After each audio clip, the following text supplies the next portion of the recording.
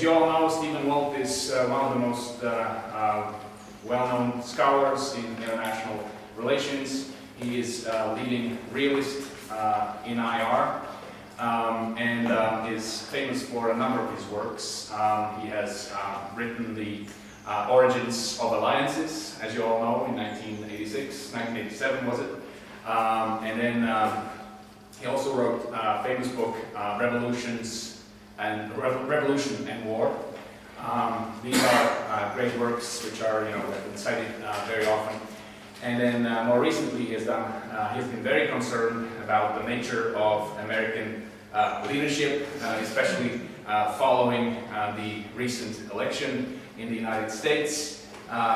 You've been working on writing your regular blog, Foreign Policy, and we really enjoyed your comments when in February you said Trump already blew it. I think that's what you said in February. And you've been quite critical about the nature of the current US presidency.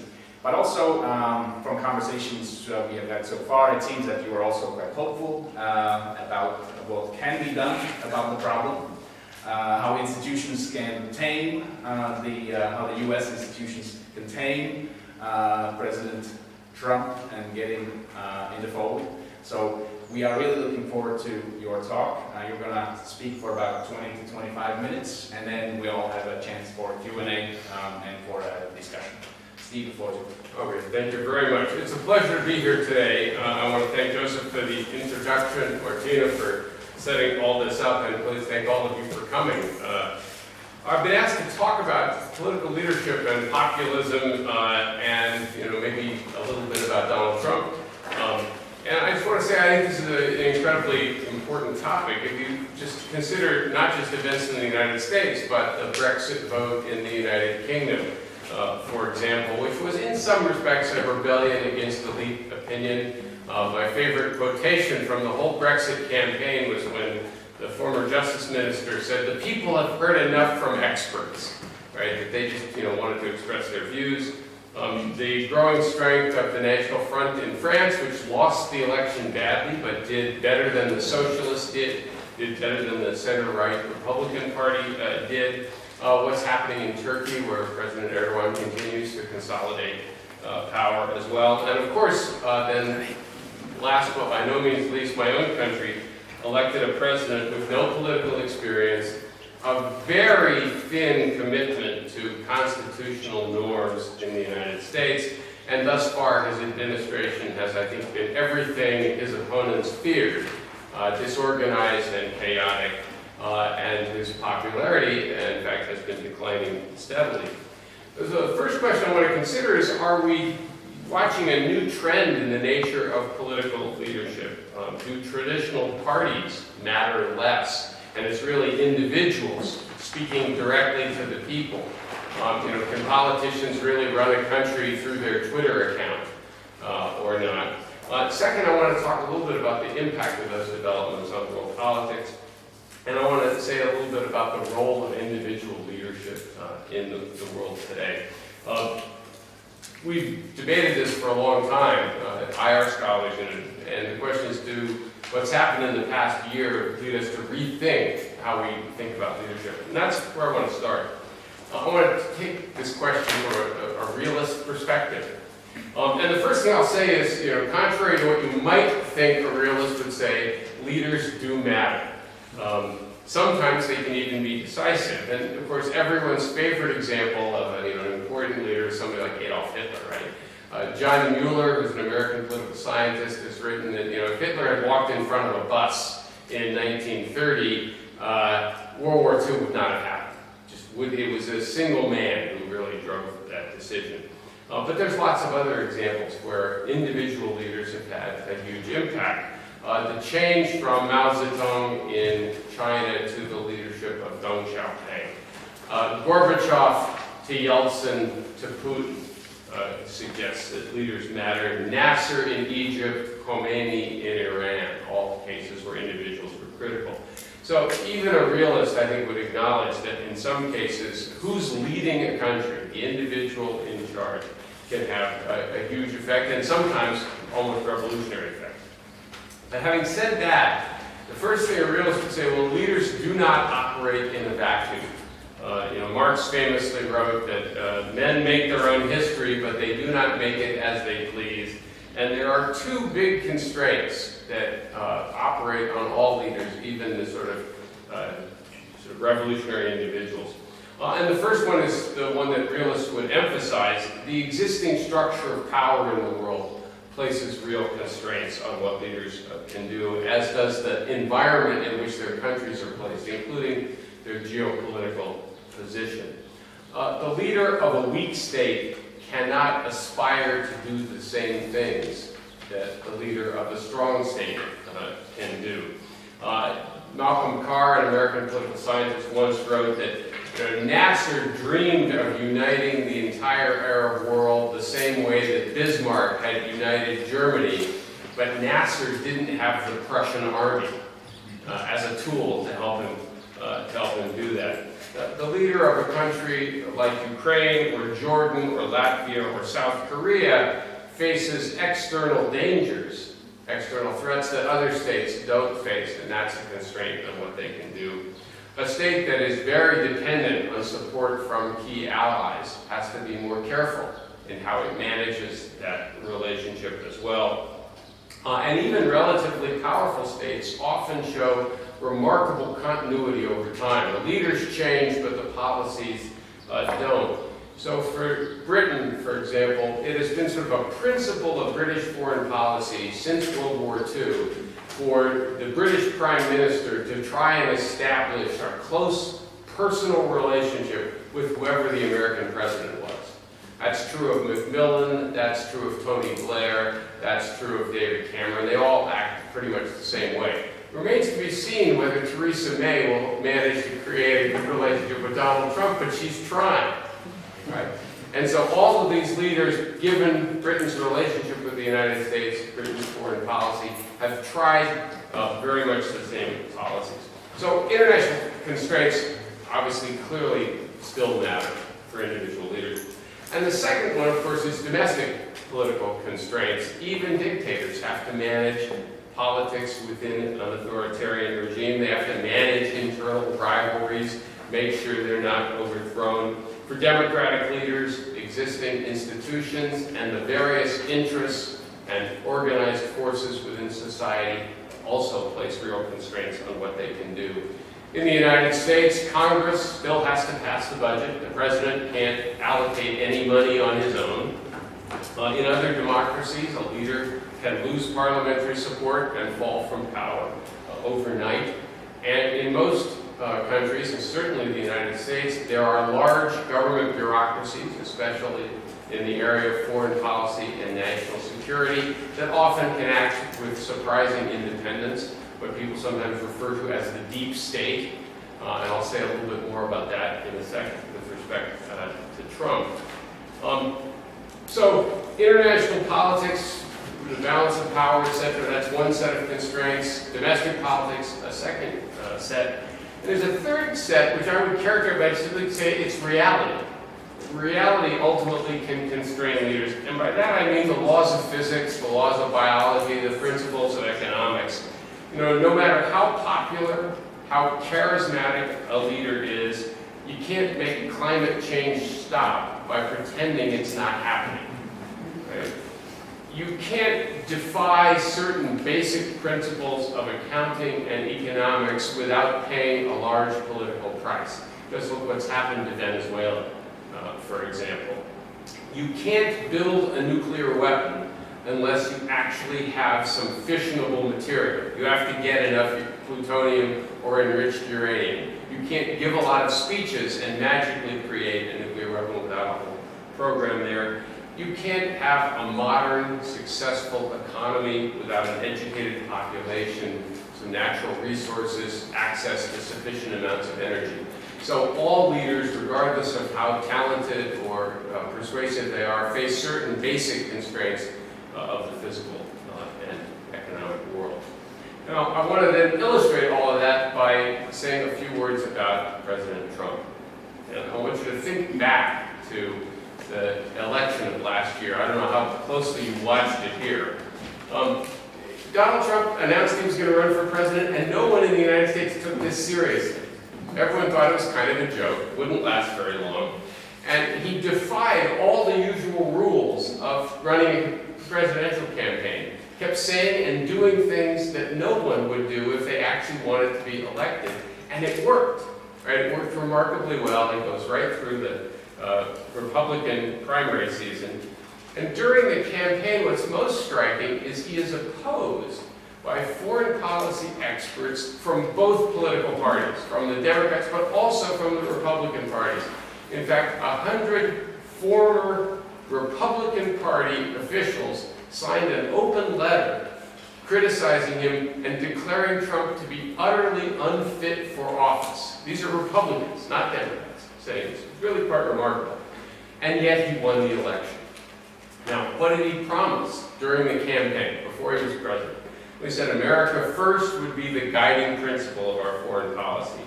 He said that these various multilateral trade deals, NAFTA, the Trans-Pacific Partnership, were all very bad deals. He would get rid of them.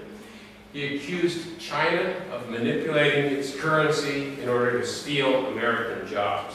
He said NATO was obsolete and that these countries that we were defending would have to pay up or we would be out of it. He was extremely critical of the European Union, praised Britain's decision to leave, and said nice things about Marine Le Pen.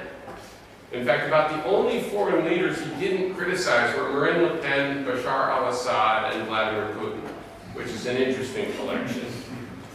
He said the United States would get out of the nation-building business. We're not going to do these nation-building things anymore. Said that he thought he could work with Russia and China, and that we should try to do that. And he called the nuclear deal with Iran the worst deal ever, and said the United States had to focus on the threat we faced from radical Islam. He also said at one point that if he were elected, ISIS would be gone very, very quickly, maybe within 30 days. Time is up. The point I want to make, though, is this was in many ways a complete rejection of the past 50 years of American foreign policy in lots of critical ways, and that explains why all of those foreign policy officials from both parties thought it would be a terrible thing if he became president. Well, so what has he done since he was elected? Well, he started with some actually quite radical steps. He appointed a very controversial national security advisor, Michael Flynn, as his first national security advisor. He put his chief political strategist, Stephen Bannon, on our National Security Council, which had never been done before, and he left off the chairman of the Joint Chiefs of Staff, the senior military officer, and the director of national intelligence, people who normally are on the National Security Council. So that seemed odd to many people. On his third day in office, he announced the United States would not participate in the Trans-Pacific Partnership. We were going to get out of this big trade deal in Asia. In his first 2 weeks, he had 2 rather angry phone calls with the President of Mexico and the Prime Minister of Australia. He proposed a ban on immigration from 6 Muslim countries. He proposed a 30% cut in the State Department budget. And the new Secretary of State, Rex Tillerson, said that was okay with him, which is unusual. He accused the intelligence community, our intelligence agencies, of leaking information about possible Russian involvement in our election. And at one point he compared them to Nazis, said they're acting like Nazi Germany. He invited Philippine President Duterte, who is also something of a populist, to come have dinner at the White House, even though Duterte has been accused, actually, of large-scale human rights violations. And at the very end of March, 2 administration officials suggested we actually might be willing to live with the Assad regime in Syria as part of a settlement there. Now, these all look rather different from what American policy had been up until now. But then look what happens after that. First of all, General Flynn had resigned after only 24 days as National Security Advisor. This, by the way, sets a record that I think will never be broken. We will never have a National Security Advisor who serves a shorter term. He's replaced by another former general, H.R. McMaster, who's very much an establishment figure, not outside the norm at all. Then Steve Bannon is removed from the National Security Council. The chairman of the Joint Chiefs and the head of the intelligence agencies put back on. So we're reverting to normality there. He appoints Fiona Hill of the Brookings Institution, who is the author of a very critical biography of Vladimir Putin, as the director of Russian affairs on the National Security Council. He meets with Xi Jinping, president of China. He now says China isn't, in fact, manipulating its currency. And he says that Xi explains to him that actually dealing with North Korea is a lot trickier than he realized. So it's not going to be quite so easy to solve the North Korea problem. There's no sign he's going to tear up the NAFTA treaty. We may renegotiate it, which is not such a big deal because the treaty is almost 25 years old, and it's probably time to revise it in a number of ways. He meets with the leaders of Egypt, Israel, Jordan, and Saudi Arabia, and then makes a trip to Saudi Arabia and Israel, reaffirms American support for all of these traditional U.S. allies. And by the way, that's also a departure because he'd been very critical of Saudi Arabia during the campaign. He's now decided he really likes the Saudis. He goes to the Middle East and says nothing new. In fact, he calls Islam a great religion while he's there. In April, he says NATO is no longer obsolete because NATO's changed, which it hasn't. He does, if the events of the last couple of days mean anything, he does seem to still be obsessed with this burden sharing issue. And I'll say a little bit more about what's going on there in a second. But he still, at least as of today, thinks the United States should stay in NATO. And then finally, after the Assad regime in Syria uses chemical weapons, he orders cruise missile strikes on the airfield. And by the way, when that happens, both Democrats and Republicans rush to praise him. And in fact, Fareed Zakaria, broadcaster on CNN, says, "Today is the day Donald Trump became president." So by the time he's reached 100 days in office, he's starting to move back to all of these familiar policy positions, perhaps reluctantly. His own behavior is still quite erratic. He still sends off these crazy tweets and things like that. But actual U.S. policy is starting to look rather familiar. Relations with Russia are back in the deep freeze. The existing world trade order is mostly intact. The United States is again trying to manage events around the world. Oh, and by the way, he's also considering sending more troops to Afghanistan, having promised that we would be getting out of the nation-building business. My point is a lot of the same things that Trump has done. Her style would have been very different. I'm sure she'd have had a much better relationship with Angela Merkel than he appears to have.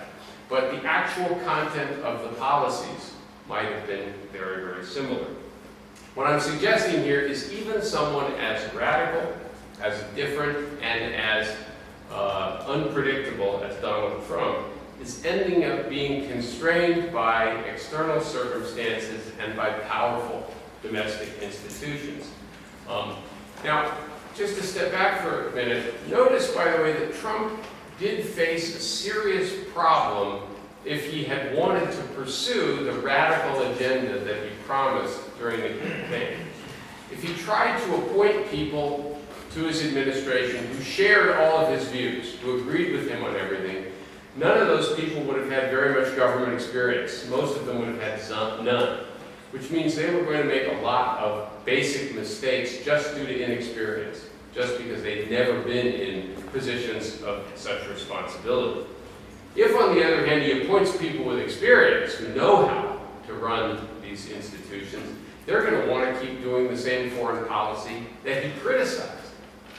And if you try to put in both, a mixture of some radicals and some people with experience, you get constant fighting between the two groups. And that's kind of what we've been seeing, the people he's appointed fighting to some degree with a lot of the more established figures. My bottom line, though, is that I think if you look at the trajectory over time from where he started in the campaign, where he started in his first month in office, and where he is today, you see the foreign policy establishment, or what you might call the deep state in the United States, gradually gaining some control over him. Not completely. His own personal behavior is still erratic. When he's out on his own, when he's meeting one-on-one with leaders, you don't quite know what he's going to do or what he's going to say. But in terms of the actual policies that come out of the governmental process, they don't look nearly as radical. They don't look like a complete break. In other words, he is not going to, in my view, revolutionize American foreign policy in the way that he promised. Now, the last thing I want to talk about is more broad, and that's just why we're seeing this explosion of populism. People of whom Trump is an example, but there are plenty of others, as I mentioned at the outset. And I think this is due to a whole series of things, not just one cause. The first I would point to is that globalization was oversold. The benefits of rapid globalization, people were promised too much by it. I do believe that expanding markets globally has been broadly beneficial to hundreds of millions of people, but the benefits were not evenly distributed either across the world or within different societies. Also, globalization made the international financial system much more delicate and much more fragile, as we saw in 2008. We have a crisis in the housing market in the United States, and it eventually causes a global recession. And that was in part because these markets have become more integrated. Also, the people who had pushed globalization forgot that this would also have destabilizing social consequences. It might be broadly beneficial economically in many places, but it would also be disruptive to local communities, partly due to migration, partly due to the purely economic effects. And some of what we've seen in the last several years is clearly a backlash against that. It didn't deliver quite as much as was promised. Second cause, the expansion of the European Union was badly managed. And again, I say that not as a critic of the European Union, but one consequence was adding more and more states to the European Union made decision-making more and more difficult. The more and more people you had to get to agree on different policies made it harder to reach any kind of agreement. And that, of course, meant that when the financial crisis hit and the euro crisis hit, it was harder to come up with a collective solution that everyone agreed with. Second, I think the creation of the euro turns out to have been a blunder.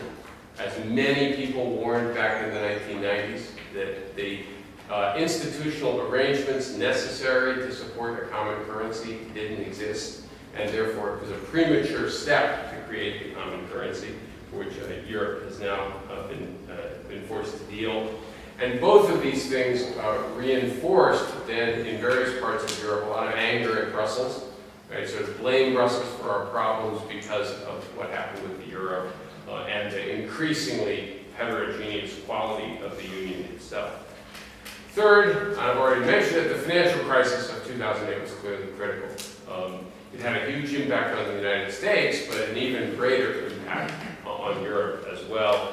And I think when you have chronic unemployment in many parts of Europe, it inevitably has a negative effect on confidence in the existing political institutions.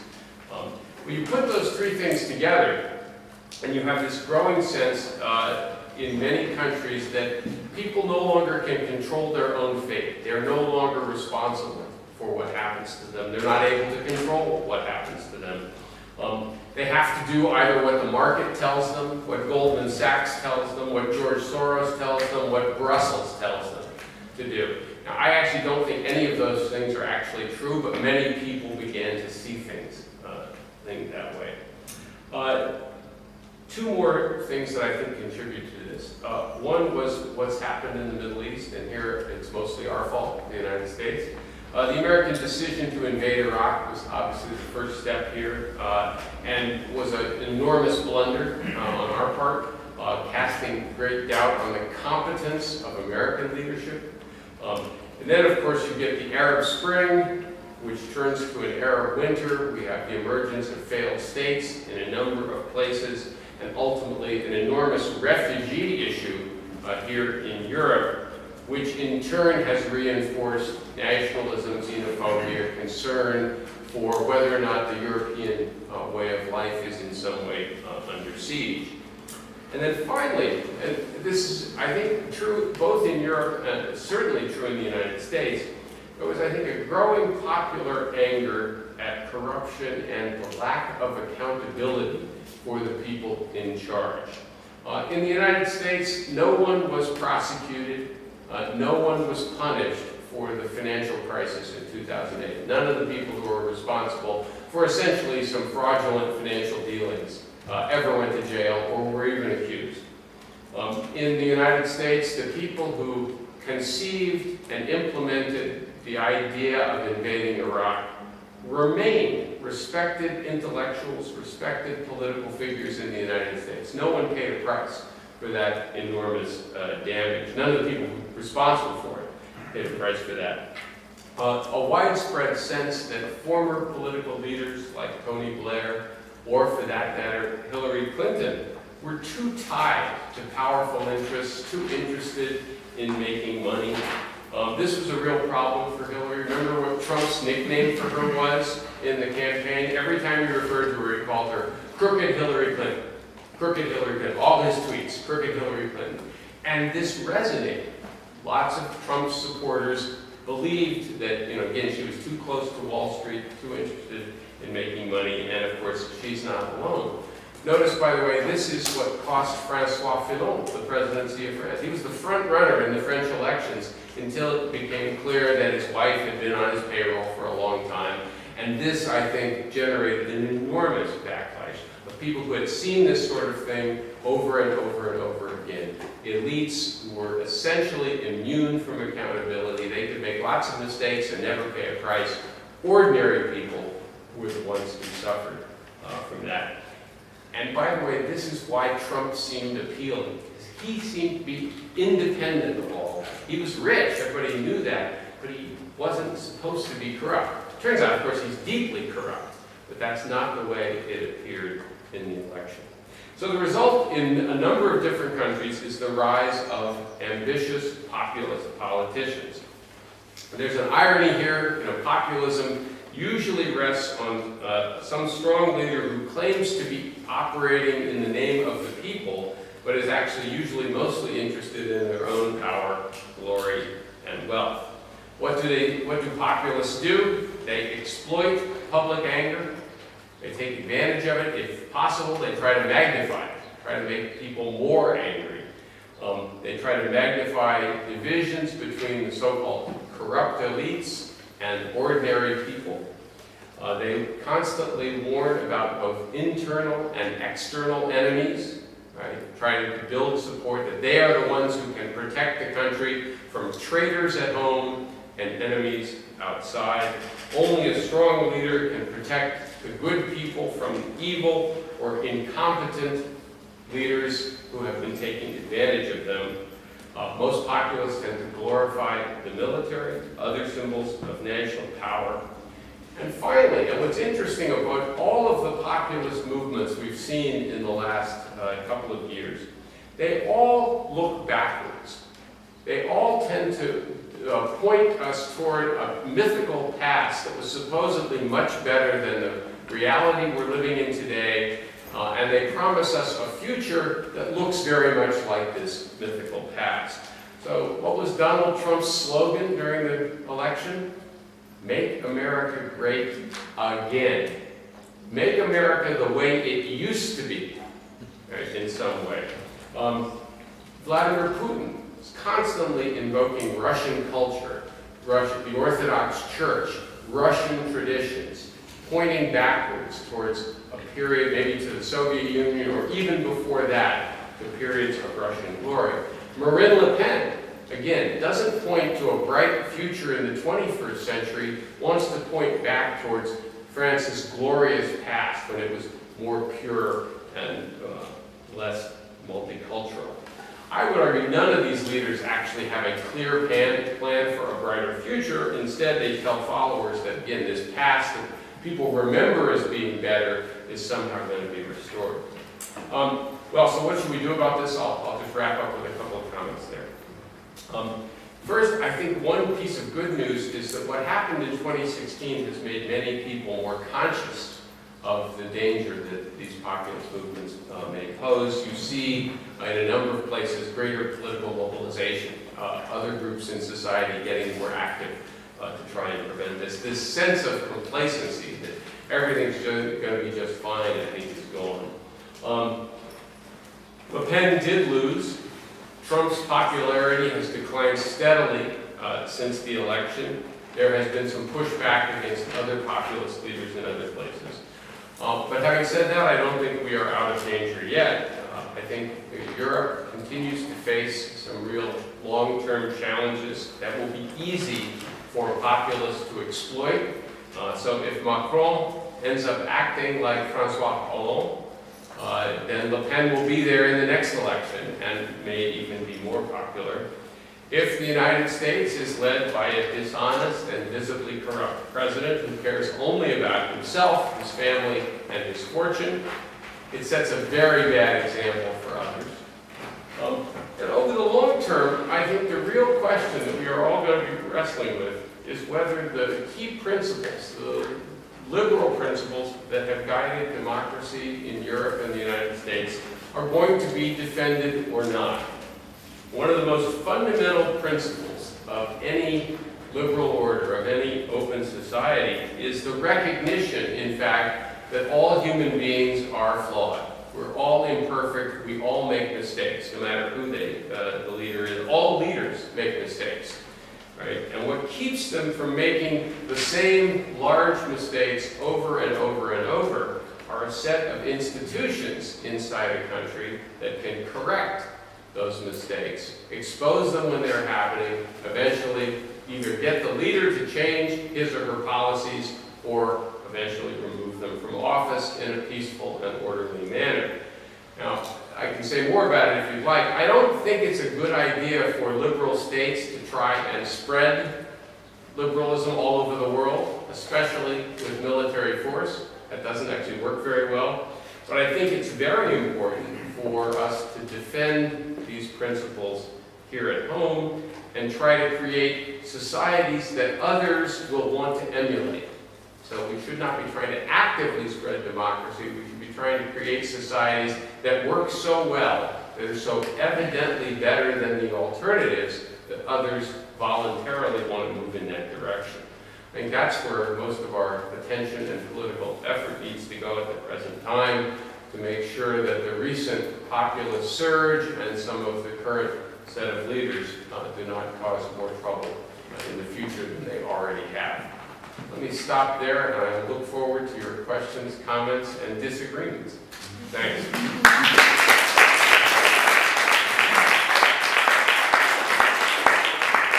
Thank you very much, Stephen.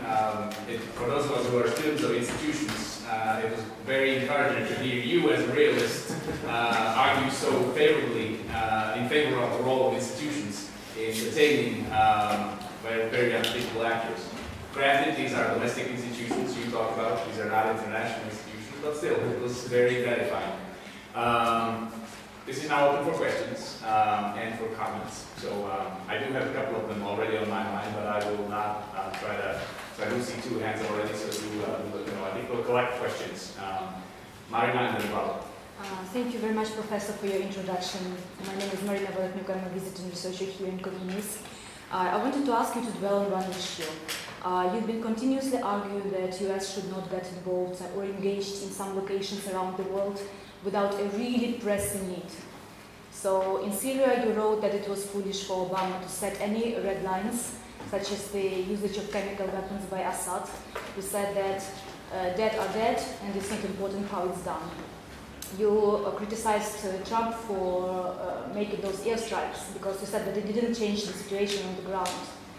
In case of Ukraine, you were arguing also that Western policies unnecessarily emboldened Russia, that basically it intensified the Russian fears, and it was not prudent for Western decision makers not to see that NATO expansion to the east and kind of helping the regime change in Kiev will only embolden Russia.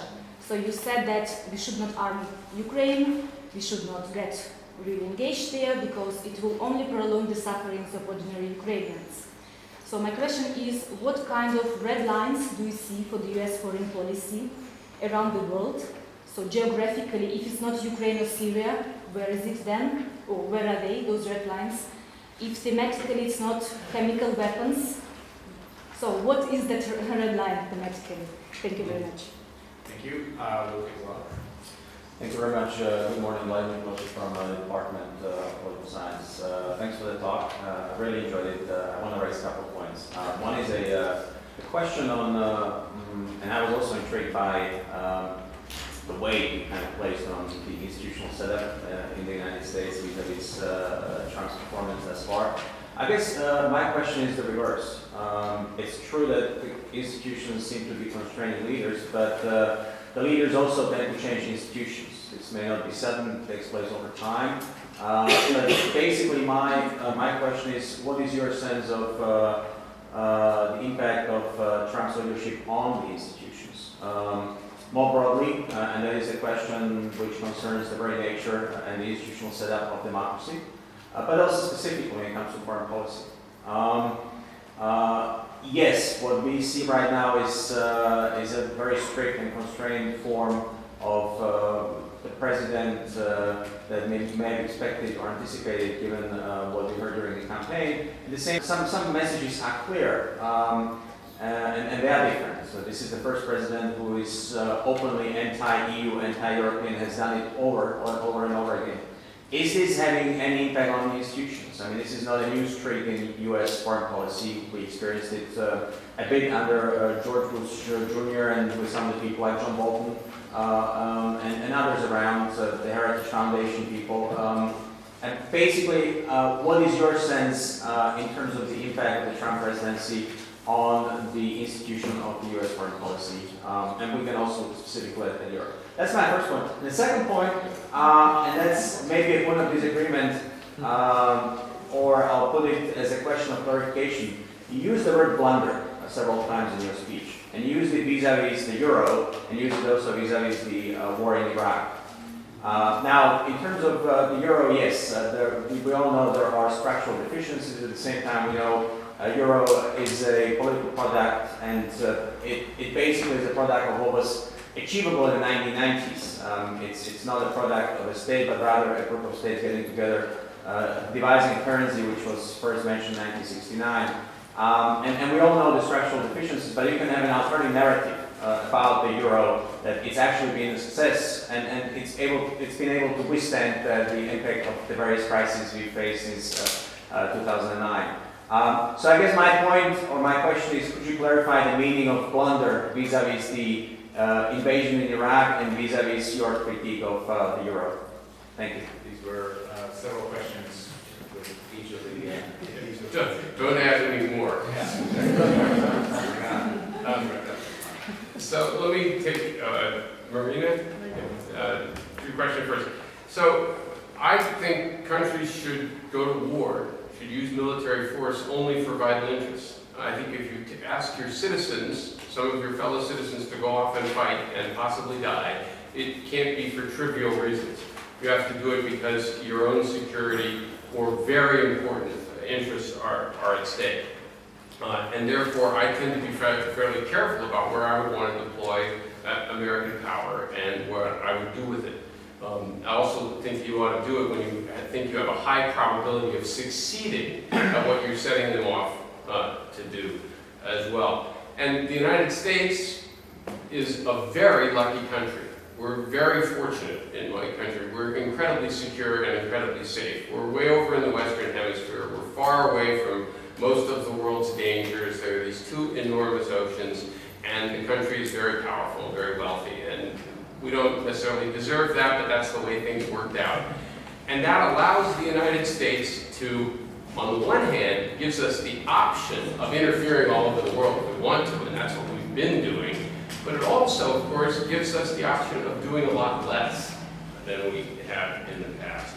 So in terms of where my red lines would be, where we have formal treaty obligations, so Article 5 means something to me. if you've taken on that commitment, wisely or not, you need to acknowledge it. If you think you're overcommitted, you might want to revise some of those commitments, but as long as they exist, you want to honor them. I would actually use military force in some circumstances to prevent any single country from dominating the Middle East, threatening the oil supplies on which the whole world depends. What the United States did, for example, in 1990-91, when it fought Iraq and threw it out of Kuwait, I think that was perfectly sensible use of military power. I would have American power deployed and be willing to use it in some circumstances in Asia, because I think the balance of power in Asia is really important. I have been opposed to the war in Iraq, because I thought that was foolish from the get-go. We had no idea what we were doing there. There was no way to create a stable democracy, and we were never going to be able to get out, and we're still not out. And I thought what we've done in Syria was misguided because we misread just how tenacious the Assad regime was going to be. Obama made several mistakes, in my view. One is to declare Assad must go very early on. The casualty levels at the time we said that were incredibly small compared to where they are now. That was mistake number one. Mistake number two was the chemical weapons red line. And mistake number three, of course, was our own efforts to train, assist, arm, or encourage other countries to train, assist, arm the various anti-Assad forces. The tragedy of Syria is that not only has there been this bitter conflict inside Syria, but all these outside powers, including the United States, have gotten involved to make it worse. And I include, by the way, Russia and Iran and Turkey and Saudi Arabia and the Gulf states and the United States, all feeding this. And the victims have been the Syrian people. By the way, that's not a defense of the Assad regime. They are obviously most responsible as well. What I would have called for early on was not intervening, not insisting Assad must go, and trying to end the war as quickly as possible before it became the large-scale civil war that it now is. That's not what the United States ultimately chose to do. I could go on a lot longer. I mean, on Ukraine, the central problem with Ukraine was our failure to ask ourselves, and this, by the way, is Europe, Western Europe, European Union, and the United States, didn't ask ourselves back in 2011, 12, 13, when the accession agreement was being negotiated, what might the Russians do if we do this? Are they going to accept this? Is this we assumed that if we just assured them it wasn't an anti-Russian move, they would believe it. And the fact that the Obama administration was completely surprised by the seizure of Crimea just suggests to me they hadn't thought this through carefully. And once again, the primary victims have been Ukrainians, the country we were trying to help. I want to move, I could say more, but I want to move on to the other question. It's interesting to ask sort of what effect Trump is going to have on both domestic and international institutions. Thus far, since his election, you could argue that a lot of American institutions are responding exactly the way you would hope they would. So the press is becoming more vigilant, more active. Newspaper subscriptions are going up again for the first time in decades because people are suddenly realizing that the problem is not fake news. The problem is that you need an active, open, free press to keep an eye on what the government is doing. So that's a good sign. The American court system, as it's supposed to be, has proven to be a check on some of the unlawful things that the Trump administration has tried to do. And you could even argue that some of the institutions of the sort of government bureaucracy are, again, acting as constraints in many of the ways I suggested. It's possible that if Trump continues to wage this war on some of these institutions, cutting their budgets, putting people in charge of them who are opposed to the mission of the agencies that they lead, eventually this will happen. have a deeply corrosive effect, and that does worry me. But some of that's also going to depend on whether or not he succeeds at anything, right? If the consequence of his policies are to hurt the American economy, hurt a lot of Americans, take healthcare away from people who just got it a couple of years ago, my guess is his ability to dismantle parts of the American state, the state will go down. I think it's too early to tell what effect he will have on the European Union. You could argue paradoxically, right now, the more he criticizes the European Union, the better it is for European unity, because criticism from Donald Trump, if he says all these mean things to us, we'll show him, kind of thing. That suddenly, if you're a European leader, you don't want to sound like Donald Trump, trashing the EU as well. Some of that will also depend on how, I believe, the Brexit process proceeds. If, as I expect, Brexit will eventually be seen as a catastrophic blunder by the British, just a huge mistake, if that's the way it looks 5 or 10 years from now. Paradoxically, that may have a salutary effect on cohesion within the rest of the European Union if they see what happens to Britain. Then people who have similar ideas here in Europe would be, I think, discredited. I'm not sure what happened. We're still digesting what's happening with NATO in the last 48 hours or so. But I just want to say there is a fundamental problem, and it goes back long before Donald Trump, and that is that when the Soviet Union broke apart, right, and the Warsaw Pact collapsed, the primary motivation for NATO disappeared. Not the only reason for having NATO, but the big reason that had brought it into being in the first place and kept it as tight and made it the focus of American foreign policy in many ways for decades. All of that disappeared. So the glue that was holding NATO together got a lot weaker, right, after the Soviet Union broke up. You could still make a case for it.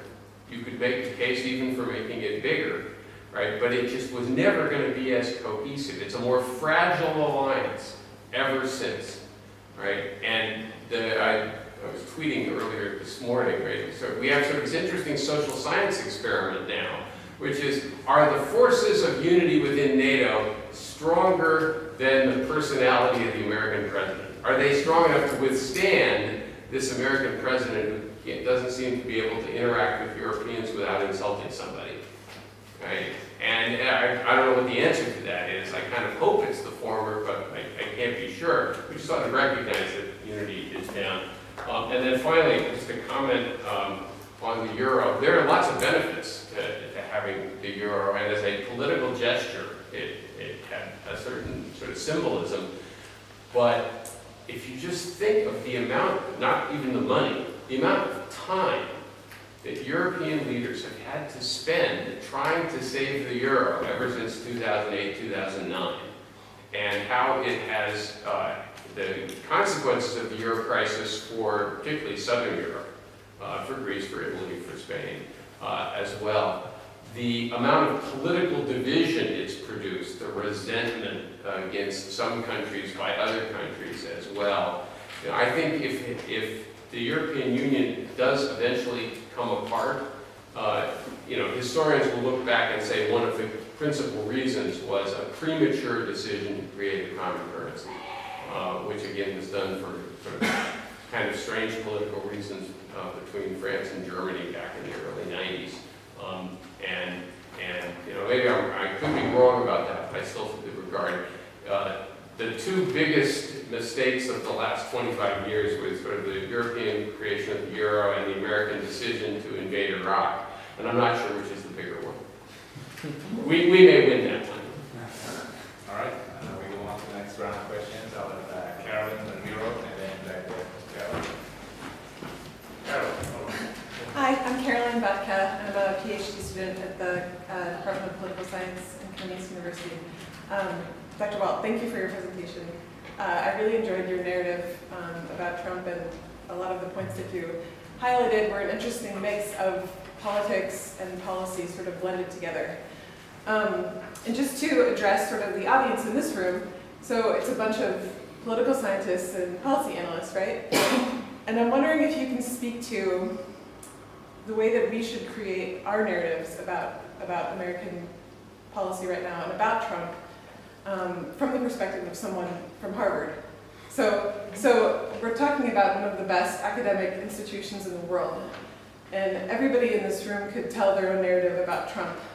But I think if we're going to recommend good policies, they have to be evidence-based and they have to be scientific. They need to be based on strong frameworks. So I'm wondering if you can talk about the extent to which we can have impact in analyzing Trump and sort of separating the tweets from the policy and making a strong and powerful narrative based on, sort of all of the noise that's out there. Bill. Miro Marcos was law here at MFA, and I served in Washington in 2003 to 2007. You said that the institutions in the US react in the right way now, but still there are deep structural problems in US politics, I think. Especially, I would like to hear your view on the US Congress and how it functions. Where the bipartisanship which was there in the 80s disappeared, and how big trouble is that?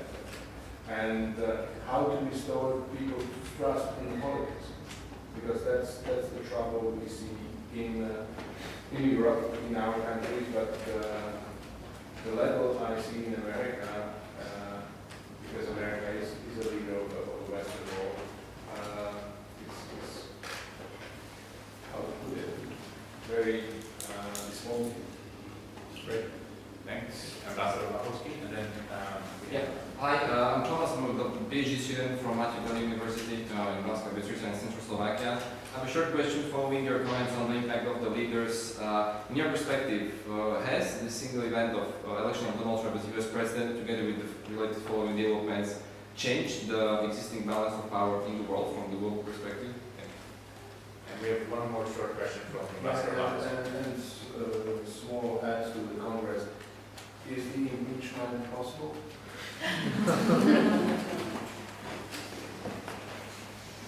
Okay. That's a really interesting question from Caroline. It sort of has two parts to it. I haven't thought in detail about this. One thing is, I think the election of Trump is a really good lesson for people at places like Harvard to get out of Harvard occasionally. That they, get out of Cambridge, Massachusetts, and even just go to like the western half of the state I live in, Massachusetts, where the politics are very different than they are right around Boston. Right? I'm fortunate in that I have some family members who I'm pretty sure voted for Donald Trump. And talking to them or emailing them about politics is an educational experience. It makes me angry, drives me crazy, etc. My father is a physicist, very well educated, 90 years old. I haven't asked him if he actually voted for Trump, but he watches Fox News regularly and he reads the Wall Street Journal, and so I know where his politics are. And he says a lot of things that sound a lot like Donald Trump. So the point is that we have to get outside our own bubbles occasionally if you want to understand what the politics are like and what ideas and arguments are resonating amongst other people. And second, your point about evidence, I think the place for us as academics or as scholars is to try and walk this very sort of fine line. We want to be evidence-based, we want to be basing our recommendations, our commentary on a genuine intellectual or scholarly basis, right?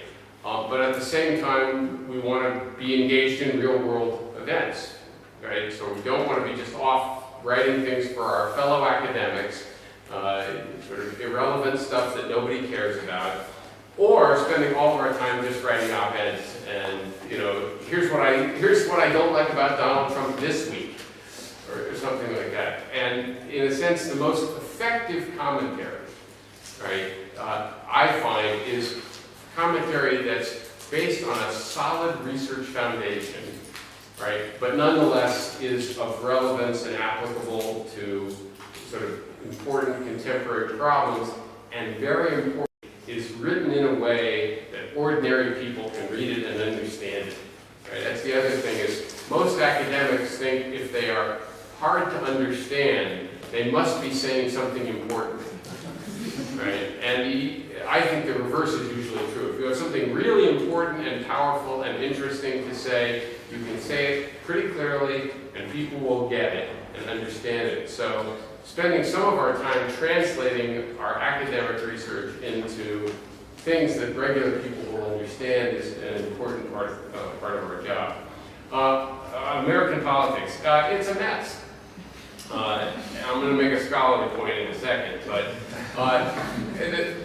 the central problem, in my view, is that the Republican Party in the United States has basically gone off the edge. Right? It is not really a responsible political party any longer. It's beholden to a rather narrow set of economic interests, and I used to be a member of the Republican Party back when I was younger, and it's not recognizable as the organization that I used to agree with. Part of that is also the fact that money plays just far too corrupting and poisonous a role in American politics, and there are long historical reasons for why that's the case. So as long as the Republican Party is not a sort of responsible party, we're going to have real problems, because they are going to, when they're not in power, they're going to be a constraint, and when they are in power, they're going to be a problem. Just remind everybody, however, though, before Trump, there was this guy named Obama. And when he was elected, everyone was unbelievably optimistic. Right? His approval ratings a couple of months in were sky high. They were unrealistically high. But if you look back, I don't think his presidency was perfect by any means, but we were on the brink of a depression, and the United States had the fastest economic recovery of any industrial country. Right? He did, in fact, get a health care plan passed that nobody else was able to do. He did actually a lot of very positive things, and he left office a very popular president as well. I think if he could have run for a third term, he'd have won with no problems at all. So, you know, we have this tendency to sort of look at Trump and go, oh my God, that we're at the end of the world. Well, a few years ago, we didn't quite see it that way. The scholarly point I would make is just to recommend an article in the journal International Organization back in the 1990s, like 1994, 95, somewhere in there. Michael Desch, who teaches at Notre Dame University, wrote a fascinating article called War and Strong States, Peace and Weak States. And he basically makes the argument that what makes national cohesion work is external dangers, right? Right? When states really do face the prospect for war, they have to pull together, they have to be unified, they have to be responsible. Once the threats disappear, then all sorts of poisonous internal politics can come out in lots of different ways. People can afford to be selfish, they can afford to pursue all sorts of crazy objectives. And so he predicts on that basis which countries are going to have internal political dysfunction, right, as a result of the Cold War coming to an end. Right? And his basic argument says, now that the Cold War's over, we don't face these looming dangers. Lots of different countries are going to start having dysfunctional internal politics. It's not 100% right, I think, in every respect. But as a social science article that anticipates a lot of where we are today, I think it's surprisingly good. Impeachment, I think it is still unlikely, because that's a huge step. And what it would require is enough information coming out about misbehavior by Trump or officials under his direction to make Republicans in Congress begin to worry about their own political fates. In other words, they have to believe that being supportive of Trump is going to hurt them, right? And if that doesn't happen, then they'll continue to back him, and we won't be able to get any kind of an impeachment thing going. If they, however, begin to think that, oh my God, if I'm tied to Trump, I'm going to lose my job, then you can see them switch side. And then the last question was balance of power in the world today. I think if you take a longer term perspective, which is what really matters, the balance of power in the world today is not going to change very much. Trump is not going to be able to do enough damage to the United States or to anybody else to cause that to happen. And I'm a hard power person, not a soft power person for the most part. And in terms of hard power, that's not going to change very much. In 2050, the same countries that are wealthy today are still going to be wealthy, right? France is not going to become Bolivia, right? And Ethiopia is not going to turn into Singapore in the next 30 or 40 years.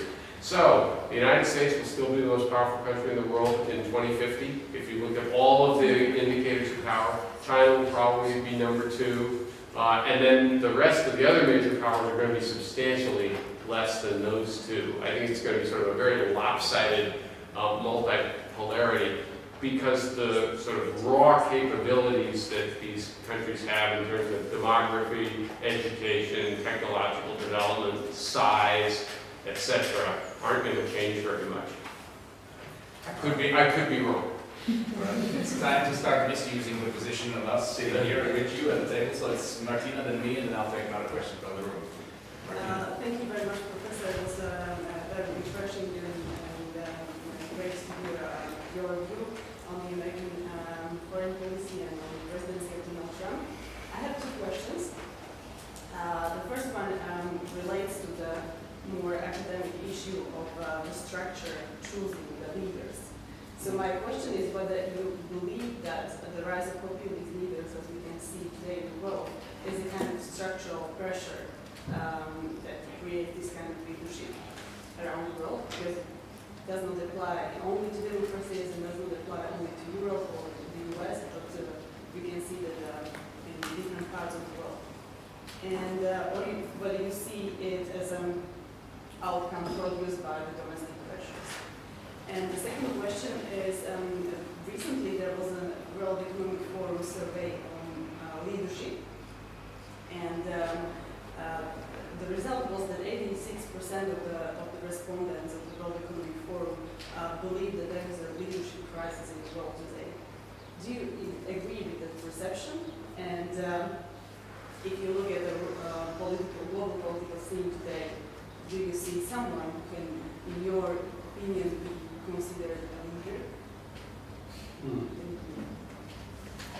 All right. So, in your book, The Origins of Alliances, you make a very convincing argument for the foundation of alliances being a common threat, a perception of a common threat. This is very different than Karl Deutsch, who would say, there are commonalities, common institutions, common cultural background that makes alliances tick. You say, well, there's a common threat. Is there such a common threat right now, you think, that would make NATO or the European Union as alliances, entities in international relations work together? Are there sufficient threats, in your view, to support those alliances? Another question, if Max Scheuer, thank you very much, Professor. I would like to ask you what is, in your view, the role of individual citizens in influencing the outcome of the Trump presidency, because we talked a lot about institutions, but of course also individual citizens are crucial in a democratic system, and it seems that your point on how Trump managed to change some elements of the political language is very important, because he introduced, for instance, these well-known notions of fake news or alternative facts, and it seems that this is something that relativizes the very notion of truth. And the Yale historian Timothy Snyder, for instance, recently said that this kind of introduction of post-truth is, so to say, the starting point to fascism, to the damage of democracy, to an authoritarian regime. So how do you see the importance of individuals in all this, and maybe more specifically also the influences upon individuals, for instance, through the educational system, through education about the rights and the democratic options of citizens to participate in the decision making? Thank you. Yeah, I think that there are a couple, it's not, the rise of populism is not just an internally driven phenomenon. And as I tried to suggest in my original remarks, a lot of this, I think, has to do with the destabilizing consequences of globalization. That it has been a period of very rapid change. Right? If you just think of where the world was in 1985 and where it is today, so 30 years ago, and where it is today. The Soviet Union is gone, the Warsaw Pact is gone, Czechoslovakia is gone. And you could go multiply more and more things like that. Vast industries have been changed. Hundreds of millions of people in India and China have been elevated from abject poverty. In 1978, it's the year I got my master's degree, the per capita income of China was like $300 a year, right? Whereas it's now pushing 10,000 or so. This is a remarkable set of changes, and I could multiply them in a variety of ways. And I think many of those changes are beneficial, but they're also, they come at a cost of sort of the familiar. The established social orders, the ways in which people live, the expectations that they have for their children, have all been changing rather rapidly and not always positively. And just again, speaking of my own country, one of the features that I think has driven the rise of some of this populism has been growing inequality in the United States, where if you look at the sort of top 3% of the United States, their incomes have soared in the last 20 or 30 years. If you look at the middle 40 or 50% of the income distribution in the United States, it's been largely flat. Right? So if you were in the lucky group, you've done very, very well. Right? And by the way, with that money, of course, then comes the ability to influence the political system. You mentioned the role of individuals. Well, if you're in the United States and you're really, really, really rich, you can have a lot of impact on the political system in a whole variety of ways. Right? If you're in the middle class, you can participate, but you're not going to shape the election just by your own individual participation. I do have to tell you, make sure I tell you a funny story about that in a second when I get to that question. No, my only point is that I think that there were some big structural forces in the world that have driven some of this. It's this desire for order, desire for protection, someone who will sort of save us from all of these effects. Are we in a leadership crisis? Yes, I think we are, and I think part of the problem is who's getting recruited into politics. There are some really remarkable leaders in the world. People like who founded Google, right? Jeff Bezos, who runs Amazon. You know, the more you read about Amazon as a company, it's just like what an extraordinary, visionary leader he has been. And I worry that, you know, some of our most effective leaders are not actually in politics. They are in other realms. And if you were a really smart 22-year-old and you said, well, I could go into politics and public service, and I could try to make the world a better place, or I could go be an entrepreneur or go into Wall Street and make a lot of money, the temptation to do the latter rather than the former, I think, has increased, and that may in part reflect why we don't have particularly good political leaders anymore. In terms of common threats, as I said in my earlier comment about NATO, the threat facing NATO is just substantially less than it used to be. That's not to say it's zero, but it's no longer 90 Soviet divisions pointed at Western Europe, which really did sort of focus the mind. And now it's a set of more diffuse threats. Possibly hybrid warfare, nobody's quite sure how serious that danger ultimately is. We disagree on that. Certainly terrorism is a problem, but terrorism is also greatly exaggerated as a danger. It is not an existential threat to any of us. The actual number of people killed by terrorists outside of the Middle East is vanishingly small. Chances that you'll be killed by a terrorist if you're an American citizen, right? 1 chance in 4 million every year. Right? That's not a big looming threat that is going to generate a lot of unity. So yes, there's a whole series of issues that NATO countries can and should continue to cooperate on. And I believe it is in the U.S. interest for European politics to be sort of quiet, calm, tranquil, something that nobody has to worry very much about, because when European politics isn't quiet, calm, and tranquil, the United States tends to get involved. Right? So I would, I like the European Union, and I even think, NATO should continue, but mostly as a sort of a palliative measure. I think we just have to recognize that the level of unity is not what it once was, and there are structural reasons for that. And then finally, this last question on what can individual citizens, well, it depends a little bit on where you are, because the role that individuals can play will vary from country to country. Depends a little bit on who you are. As I said, if you're, unfortunately in my country, if you're really wealthy, you can have a lot more political impact than not. Your point about whether or not the sort of political language is being degraded actually is one that worries me a lot too. And there are some who think that in fact, one thing populists also try to do is degrade education, because educated citizens, are harder to fool. Right? One of the things about becoming educated is you almost always become more tolerant. Surveys show this across the board, around the world. The more educated you are, the more likely you are to be tolerant of differences, tolerant of others. And second, you're just tougher to fool, because you've been taught to think critically. You have a knowledge base that you can bring to bear upon problems. So it's not surprising that populists often go after academic institutions, partly because they are critical, but also because academic institutions, are things that create a more broadly educable and therefore less manipulable population.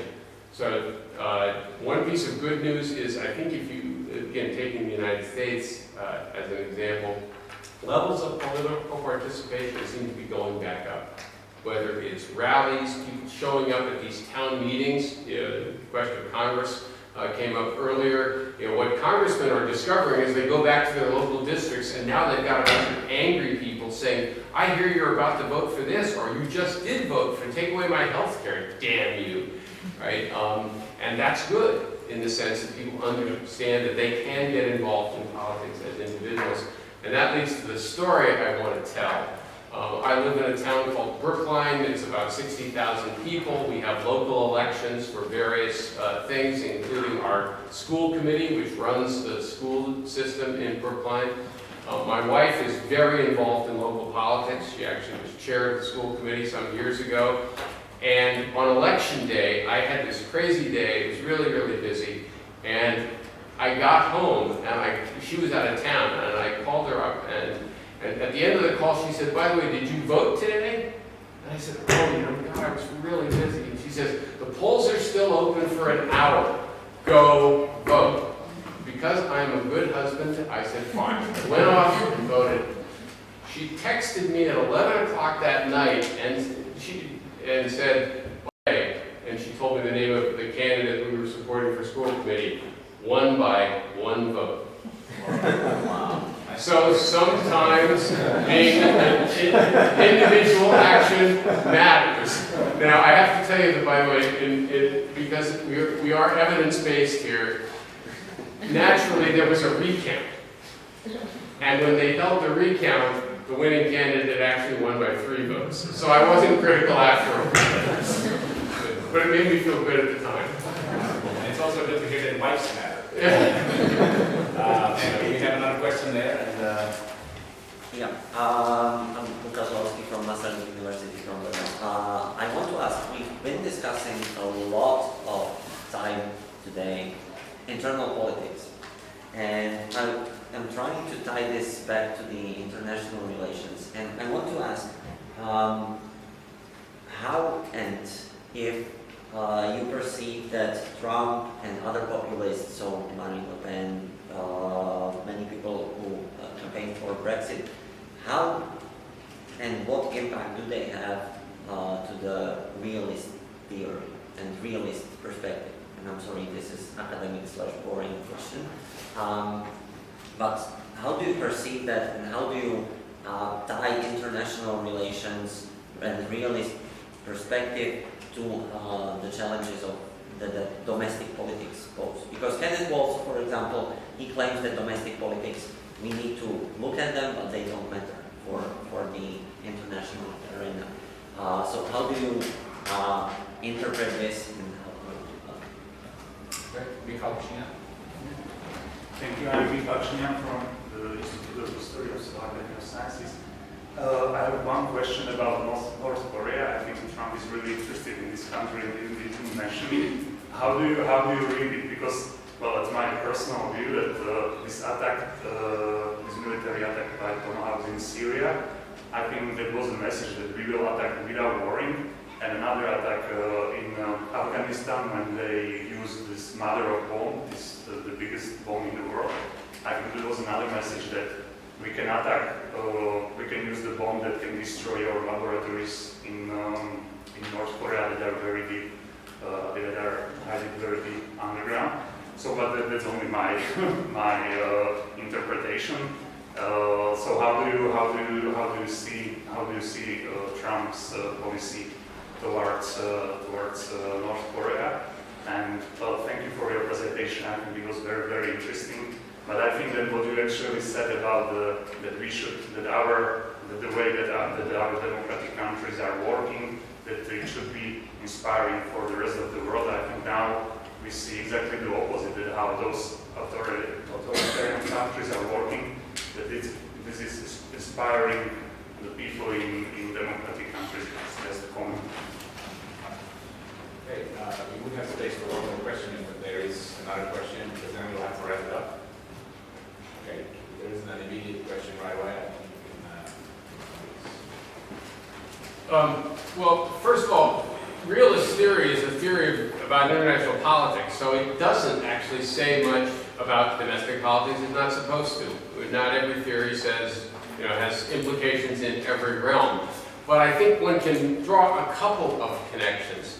And what realism, it seems to me, would tell you is that when states are really powerful, then domestic politics can play more of a role in their foreign policy and in also sort of the management of the country at home. It gives you the latitude. So the United States can do a lot of dumb things in American politics because of, the United States can do a lot of dumb things in foreign policy because of features of our democratic system that we wouldn't do if we were in real trouble, if we were facing a really serious external danger, which forces people to then get serious. That would be at least one illustration.